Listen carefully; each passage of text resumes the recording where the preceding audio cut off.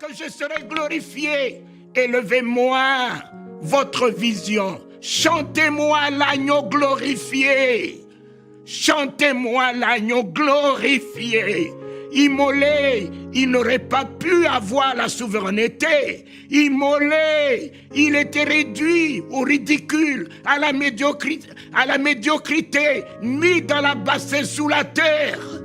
Mais lorsqu'il dit, attendez que je m'en aille, attendez que je m'en aille, lorsque je m'en serai allé et que je serai glorifié, je recevrai ce que le Père vous a promis.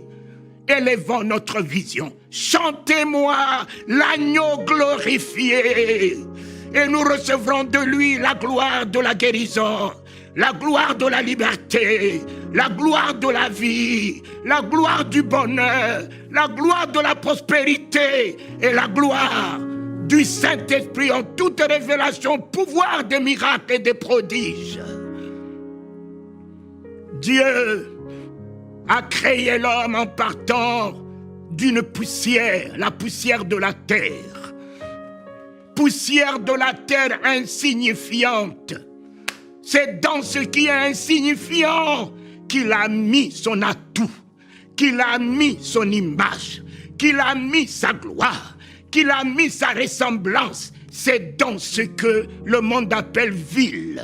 C'est dans ce que le monde appelle faible. C'est dans ce que le monde appelle rien que Dieu met sa gloire, sa grandeur, sa souveraineté.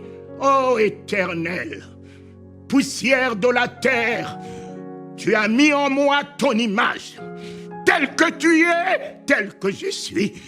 Poussière de la terre, tu as mis en moi ta ressemblance de souveraineté, de Dieu créateur, de Dieu faiseur des miracles, de Dieu qui appelle à l'existence ce qui n'existe pas.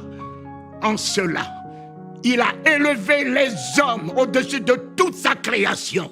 Voilà le point de conflit que nous avons eu avec Satan, Lucifer. Il pensait être le dauphin de Dieu. Il pensait être le partenaire de Dieu. Il pensait être la gloire de Dieu. Mais lui, les anges ne sont pas la gloire de Dieu.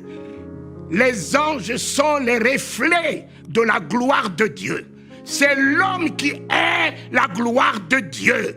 Parce que tu es son image, parce que tu es sa ressemblance, tel qu'il est, tel que toi tu y es. L'identité. Reprenons notre identité. Lorsqu'il a fini de créer les cieux et la terre, il n'a pas appelé un ange, mais il a appelé Adam. Et il a dit, je fais venir tout ce que j'ai créé vers toi, Adam. Je vais voir si tu découvriras ton identité. Oh! Adam est rentré au-dedans de lui. Adam a découvert l'identité de la divinité qu'il incarne. Il est l'image de Dieu dans la sainteté, l'image de Dieu dans la pureté, l'image de Dieu dans la sagesse, l'image de Dieu, papa, dans la joie, dans la paix, l'image de Dieu dans la perfection, l'image de Dieu dans l'excellence, l'image de Dieu dans la distinction, l'image de Dieu et en même temps la ressemblance de Dieu dans le pouvoir d'établir dans la visibilité ce qui est invisible. Et ce qui a impressionné, je peux dire ça comme ça, Dieu, c'est le langage contraire que Adam a tenu après le péché. Mes amis, le péché n'était pas le fait de manger le fruit.